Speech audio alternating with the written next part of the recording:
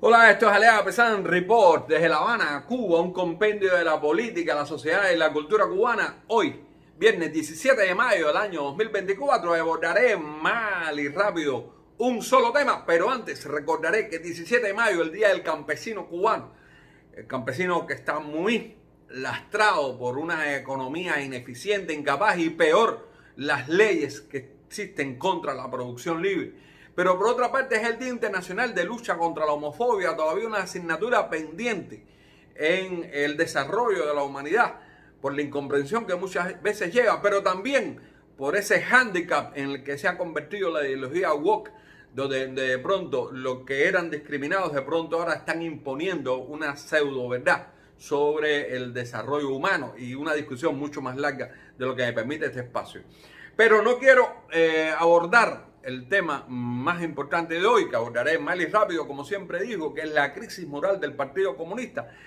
Antes de recordarles que existe Maleconazo, mientras la dama duerme, una novela dura, una novela de los años 90, una novela donde se habla de la masacre de Cogimar, la rebelión en regla, el maleconazo como tal, el dramático hundimiento del remolcador 13 de marzo, el derribo de las avionetas, de los aviones Hermanos al Rescate y, por qué no, el más importante evento de la oposición democrática dentro de Cuba, Concilio Cubano, en el año 1996. Maleconazo puede ser adquirida en Amazon y es una oportunidad para reencontrarnos con nuestros demonios, para mirarnos al espejo de qué somos, qué seremos, qué fuimos. Maleconazo, mientras la dama duerme, una oportunidad de revisitar los duros años 90.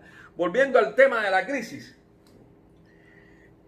moral, y el señor primer comunista pues debe saber de alguna manera, a no ser que tenga los ojos vendados, de la tremenda crisis que tiene, moral que tiene el Partido Comunista, una crisis que se ve enlodada, o un partido que se ve enlodado a cada paso, a cada momento con las actitudes de sus miembros.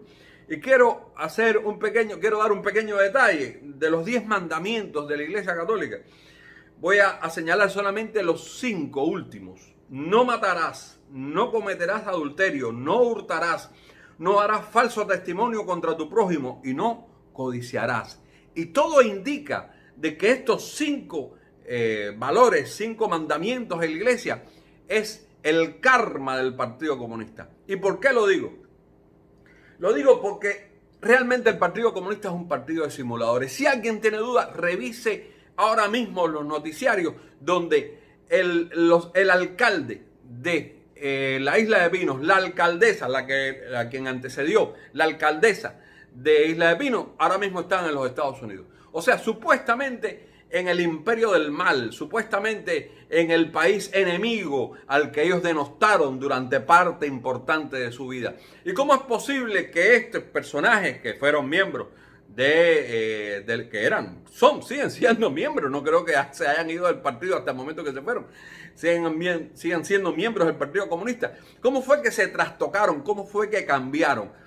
¿Cómo fue que ellos pudieron organizar las brigadas de respuesta rápida? ¿Cómo fue que pudieron organizar mítines de repudio? ¿Cómo fue que pudieron dar discursos mentirosos contra la población, enarbolando las banderas del Partido Comunista? Si al final lo que pensaban era cómo se iban a ir. Y eso es parte de la crisis moral.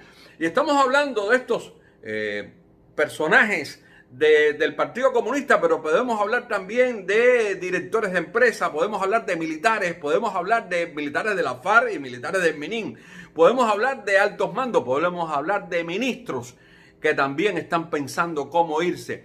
¿Y cómo es que piensan irse y siguen diciendo las barbaridades, siguen siendo intolerantes con la sociedad civil, siguen siendo mecanismos de aplastamiento de la democracia, de los elementos de la democracia en Cuba? ¿Cómo lo pueden hacer? Sencillamente porque están en una crisis moral. Mikhail Bulgakov en su cuento Corazón de Perro lo decía: la crisis primero empieza en las mentes y después llega a la economía. Y eso es parte de la tragedia a la que se enfrenta la nación cubana. Y cuando digo nación, hablo del exilio y hablo también de los que estamos dentro de la isla.